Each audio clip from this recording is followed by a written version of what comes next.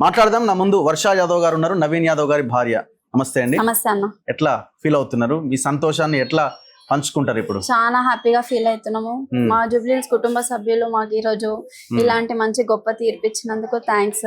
40 years కష్టం ఈ రోజు మాకు విజయోత్సవం చాలా బాగుంది, హ్యాపీగా ఉంది. మా జూబ్లీహిల్స్ కుటుంబ సభ్యులందరికీ థ్యాంక్స్. మెయిన్ గా రేవంత్ రెడ్డి అన్నకి ఈ అవకాశం ఇచ్చినందుకు చాలా చాలా థ్యాంక్స్. సో మీ పాత్ర కూడా చాలా ఎక్కువగా ఉందని నాకు తెలిసిన సమాచారం. అందరిలాగే జనరల్ గానే వెళ్ళి ఇంట్లో బొట్టు పెట్టి ప్రచారం చేసి వచ్చారా? మీరు మీటింగ్లు పెట్టి ఇంటర్నల్ గా గట్టిగా పనిచేశారా? మీటింగ్లు పెట్టి అట్లా ఇంటర్నల్ గా ఏం చేయలేదు, జనరల్ గానే వెళ్ళి నార్మల్ గానే చేశాను. ఓకే. సో మొత్తం తిరిగారా మీరు కూడా నియోజకవర్గం అంతా? మొత్తంగా అంటే చాలా మటుకైతే అన్ని కవర్ చేశాను అన్న. ఓకే. సో మీరు 2014 లో తిరిగారు ఇట్లే? అవును. 2018 లో తిరిగారు. 2023 ఎలక్షన్ లో మొన్న తిరిగారు. మళ్ళీ ఇప్పుడు మొన్న 23 లో తిరగలేదు. రెండు పర్యాయాలు అయితే తిరిగారు.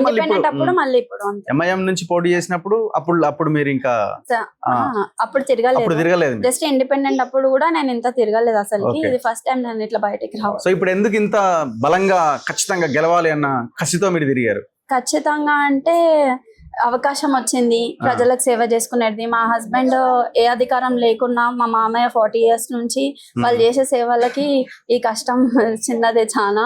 సో నేను కూడా బయటికి వెళ్ళి ప్రజల అన్ని తెలుసుకొని మా హస్బెండ్ కి అవకాశం వచ్చిన తర్వాత, ఎమ్మెల్యే వచ్చిన తర్వాత వాళ్ళ అవన్నీ పూర్తి చేయాలని నేను కూడా బయటికి వెళ్ళాను.